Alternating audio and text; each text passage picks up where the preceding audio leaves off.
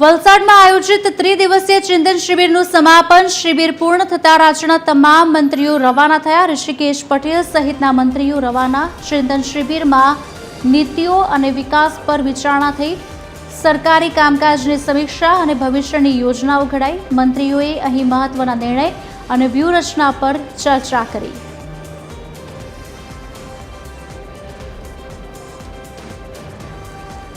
आज अंगे विगत आपशे संवाददाता रितेश पटेल फोनलाइन पर जोड़ाया है.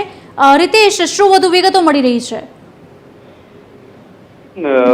સરકારની 12મી ચિંતન શિબિર જે ધરમપુરમાં યોજાઈ હતી, ત્રિદિવસીય શિબિરમાં રાજ્યના સહિત જે મુખ્યમંત્રી ભૂપેન્દ્રભાઈ પટેલ અને નાયબ મુખ્યમંત્રી હર્ષભાઈ સંઘવી પણ આ શિબિરમાં જોડાયા હતા. મહત્વનું છે કે રાજ્યના તમામ ઉચ્ચ અધિકારીઓ આ ત્રિદિવસીય શિબિરમાં જોડાયા હતા અને 3 દિવસ ચાલેલી આ શિબિરમાં અનેક મુદ્દે ચર્ચાઓ કરવામાં આવી હતી અને સામૂહિક રીતે વિચાર મંથનની સાથે જે અનેક મુદ્દાઓ છે તેના પર પણ વિસ્તૃત રીતે ચર્ચા કરવામાં આવી હતી. ખાસ કરીને આ વખતે જે શિબિર યોજાઈ હતી, આ શિબિરમાં 5 મહત્વના મુદ્દા પર જે મંત્રીમંડળોની સાથે જે ઉચ્ચ અધિકારીઓ છે તમામ લોકો દ્વારા ગ્રુપ ડિસ્કશન અને ચર્ચા કરવામાં આવી હતી. 3 દિવસ ચાલેલી શિબિરમાં અનેક જે ઉચ્ચ અધિકારીઓ પણ હાજર રહ્યા હતા. મહત્વનું છે કે આજે શિબિરનો છેલ્લો દિવસ છે, એટલે કે આજે શિબિરનું સમાપન થયું છે.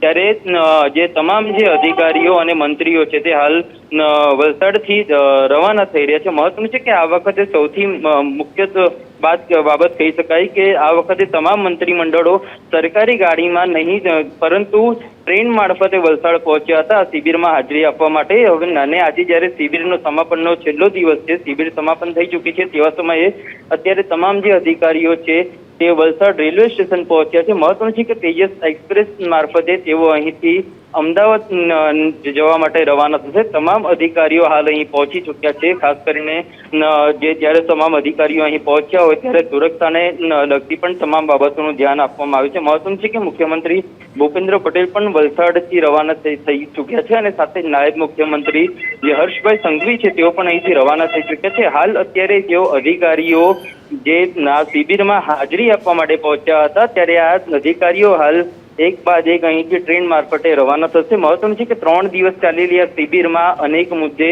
ચર્ચા કરવામાં આવી હતી. ત્યારે આ જે શિબિરમાં ચર્ચા કરવામાં આવી છે તે આગામી દિવસમાં ગુજરાતના વિકાસ માટે પણ ખૂબ જ મહત્વની સાબિત થઈ શકશે. જી રીતેશ, વધુમાં એ જાણવા માંગીશું કે 3 દિવસની શિબિર તે સમાપન થઈ ચૂકી છે, મહત્વના મુદ્દાઓ પર ચર્ચાઓ પણ કરવામાં આવી છે. તે ચર્ચાઓમાં ક્યાંક ટકોર પણ કરવામાં આવી હોવાના પ્રાથમિક સમાચાર મળી રહ્યા હતા. તે ટકોર વિશે પણ જાણવા માંગીશું અને તમામ મંત્રીઓ જે રવાના થઈ રહ્યા છે અત્યારે તે કોણ કોણ ત્યાં પહોંચ્યું છે અને કોણ હજી બાકી છે તે પણ જાણવા માંગીશું. જી બિલકુલ, આ 3 દિવસ ચાલેલી જે શિબિર છે અનેક મુદ્દે ચર્ચા વિચારણા કરવામાં આવી હતી અને જે અધિકારીઓ ઉપસ્થિત રહ્યા હતા, અધિકારીઓની સાથે જે રાજ્યનું મંત્રીમંડળ છે તેઓ પણ અહીં હાજર રહ્યા હતા અને જે મુખ્યત્વે 5 મુદ્દાઓ પર ચર્ચા કરવામાં આવી હતી. ત્યારે જ્યાં જરૂર જણાય ત્યાં સલાહ સૂચનો પણ કરવામાં આવ્યા હતા. આમ 3 દિવસ ચાલેલી શિબિરમાં અનેક મુદ્દે ચર્ચા કરવામાં આવી હતી અને અત્યારે જ્યારે શિબિરનો છેલ્લો દિવસ છે ત્યારે તમામ જે મંત્રીઓ છે તે એક બાદ એક અહીં વલસાડ રેલવે સ્ટેશન પહોંચી ચૂક્યા છે. ખાસ કરીને અત્યારે રીવાબા જાડેજા સહિત મંત્રી ઋષિકેશ પટેલની સાથે અન્ય જે મંત્રીઓ છે તે પણ અહીં સ્ટેશન પર પહોંચ્યા છે. ચુસ્ત પોલીસ બંદોબસ્ત પણ સ્ટેશન પર ખડકી દેવામાં આવ્યો છે. સાથે જ આ શિબિરમાં જે 242 સનદી જે અધિકારીઓ જોડાયા હતા તે અધિકારીઓ પણ હાલ રેલવે સ્ટેશન પહોંચ્યા છે અને અત્યારે સ્ટેશન પર ટ્રેનની રાહ જોવા રહી છે. ટૂંક જ સમયમાં જ્યારે રેલવે સ્ટેશન પર ટ્રેન આવશે ત્યારબાદ આ તમામ મંત્રીઓની સાથે ઉચ્ચ અધિકારીઓ છે તેઓ ટ્રેન મારફતે અમદાવાદ જવા માટે રવાના થશે. જી માંગીશું કે ટ્રેનનો સમય નિર્ધારિત કરવામાં આવ્યો છે. તમામ જે મંત્રીઓ છે તે ટ્રેન મારફતે જવાના છે. જે સનદી અધિકારીઓ જોડાયા હતા મીટિંગમાં તેઓ પણ જવાના હશે, તે વિશે પણ જાણવા માંગીશું. જી બિલકુલ, ચોક્કસથી કહી શકાય કે આ વખતે જે તમામ અધિકારીઓની સાથે જે મંત્રીઓ છે તેઓ શિબિરમાં જોડાવા માટે પણ ખાસ કરીને સરકારી વાહનો છોડીને વંદે ભારત ટ્રેન મારફતે અમદાવાદ પહોંચ્યા હતા અને આ વંદે ભારત ટ્રેન મારફતે તેમની મુસાફરી નિર્ધારિત કરવામાં આવી હતી. જ્યારે હવે શિબિરનો અંતિમ દિવસ છે ત્યારે અંતિમ દિવસે પણ કોઈ પણ અધિકારી પ્રાઇવેટ વાહનમાં નહીં પરંતુ જે ટ્રેન મારફતે જ અહીંથી રવાના થશે. તેજસ એક્સપ્રેસ ટ્રેન ટૂંક જ સમયમાં અહીં પહોંચશે અને તમામ જે અધિકારીઓ છે તેઓ આ જ ટ્રેન મારફતે ત્યાં પહોંચશે. ત્યારે ધીમે ધીમે કરીને અત્યારે જે તમામ જે અધિકારીઓ છે, મંત્રીઓ છે તે રેલવે સ્ટેશન પહોંચી ચૂક્યા છે. હાલ માત્ર ટ્રેનની રાહ જોવાઈ રહી છે। જ્યારે ટ્રેન અહીં પહોંચશે ત્યારબાદ તમામ જે મંત્રીઓ છે તે અહીંથી એક બાદ એક ટ્રેનમાં બેસીને રવાના થશે। જી રીતેશ, આભાર સમગ્ર માહિતી આપવા બદલ। વધુ માહિતી આપની પાસેથી લેતા રહીશું। ઋષિકેશ પટેલ સહિતના તમામ જે મંત્રીઓ છે રવાના થયા છે। સીએમ, ડેપ્યુટી સીએમ અમદાવાદ રવાના થઈ ચૂક્યા છે। નીતિ અને વિકાસ પર વિચારણા થઈ છે। ચિંતન શિબિર 3 દિવસ અને આજે તેનું સમાપન। સરકારી કામકાજની સમીક્ષા અને ભવિષ્યની યોજનાઓ પણ ઘડાઈ છે। સાથે મંત્રીઓએ મહત્વના નિર્ણય અને વ્યૂહરચના ઉપર ચર્ચા કરી છે। એક બાદ એક તમામ જે મંત્રીઓ છે તે સ્ટેશન પર આવી રહ્યા છે। તેમના માટે ટ્રેનનો નિર્ધારિત સમય છે અને તેના દ્વારા જ તેઓ સરકારી જે વીઆઈપી ટ્રીટમેન્ટ છે તેને મૂકીને અત્યારે હાલ ટ્રેન મારફતે રવાના થશે। ટીવી સ્ક્રીન પર આપ જોઈ રહ્યા છો કે એક બાદ એક તમામ મંત્રીઓ આવી રહ્યા છે। રમતગમત મંત્રી રીવાબા જાડેજા પણ આવ્યા હતા। તેમની સાથે જે સનદી અધિકારીઓ છે તે પણ ટ્રેન મારફતે જ પોતપોતાના ગમનસ્થાન પર પહોંચશે।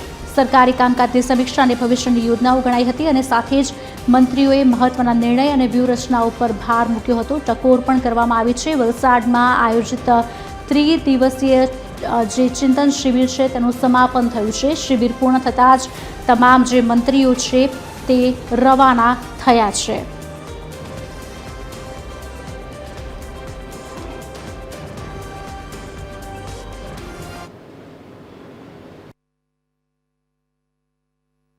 જે સૌર ઉર્જા છે, પવન ઉર્જા છે, એવી રિન્યુએબલ એનર્જી માટેનો પણ વિચાર અને એની સાથે સૌથી વધારે જે ઝીરો કાર્બન એમિનેશન કરવા માટેનો જો રોડ મેપ 2070નો છે એમાં ખૂબ ઝડપથી ગુજરાત આગળ વધે અને ખેડૂતો અને જે હાઉસ હોલ્ડ કનેક્શન હોય, ઇન્ડસ્ટ્રીયલ કનેક્શન હોય, તમામને આ ઉર્જાની સુવિધાઓ ખૂબ સરળતાથી, સહજતાથી અને સુગમતાથી મળી રહે એ માટેની ખૂબ બધી ચિંતા થઈ। ખૂબ બધા સજેશનો પણ આવ્યા અને એ સજેશનો એ આવતા સમયમાં જે મહત્ત્વના સજેશન છે કે જેમાં સીધી પ્રજાને અસર થતી હોય એવા મહત્ત્વના સજેશન આમે જ કરી અને જે અત્યારે પોલિસીઓ બનાવી રહ્યા છીએ તમામ પોલિસીઓમાં પણ જરૂરી સુધારા વધારા કરીને એ પોલિસીનો પણ અમલ થશે ને નવી પોલિસી પણ આવતા સમયને અનુલક્ષીને બનાવવાનું રોડમેપ તૈયાર કર્યો છે।